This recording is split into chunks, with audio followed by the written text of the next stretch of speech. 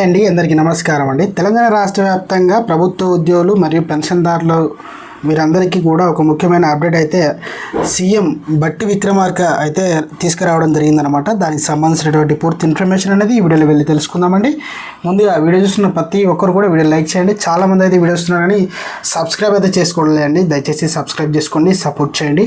తోటి మిత్రులందరికీ బంధుమిత్రులందరికీ కూడా వీడియోని షేర్ చేయండి. వివరాల కనుక వెళ్ళినట్లయితే ఉద్యోగుల అనుకూల ప్రభుత్వం మాది బట్టి అయితే ఉద్యోగులపై రాష్ట్ర ప్రభుత్వం అత్యంత సానుకూల దృక్పథంతో ఉందని ఉప ముఖ్యమంత్రి బట్టి విక్రమార్క చెప్పడం జరిగిందనమాట. అయితే బుధవారం సచివాలయంలో Telangana employees joint action committee నేతలు అయితే తదితరులు అందరూ కూడా రావడం జరిగిందనమాట. ఎవరెవరంటే ఇక అధ్యక్షులు, ఉపాధ్యక్షులు వాళ్ళందరూ కూడా రావడం జరిగిందనమాట. అయితే ఉప ముఖ్యమంత్రిని కలిసి మనకు ఉద్యోగులపై ఏవైతే సమస్యలు ఉన్నాయో వాటిని అన్నింటినీ వివరించి క్లియర్గా చెప్పడం అయితే జరిగిందనమాట. అంతేకాకుండా పెండింగ్లో ఉన్న 4 DAలు వెంటనే విడుదల చేయాలని ఇక బట్టి విక్రమార్కను కోరడం జరిగిందనమాట.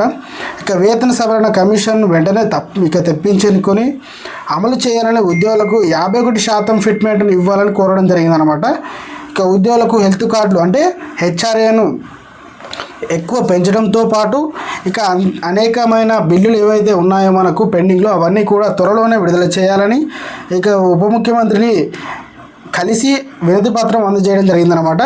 ప్రభుత్వ ఉద్యోగులకు బట్టి విక్రమార్క గారు ఇక త్వరలోనే చేయబోతున్నట్లు, ఈ సమస్యలపైన పరిష్కారం చేయబోతున్నట్టు మనకైతే ఇక హామీ అయితే ఇవ్వడం జరిగిందనమాట.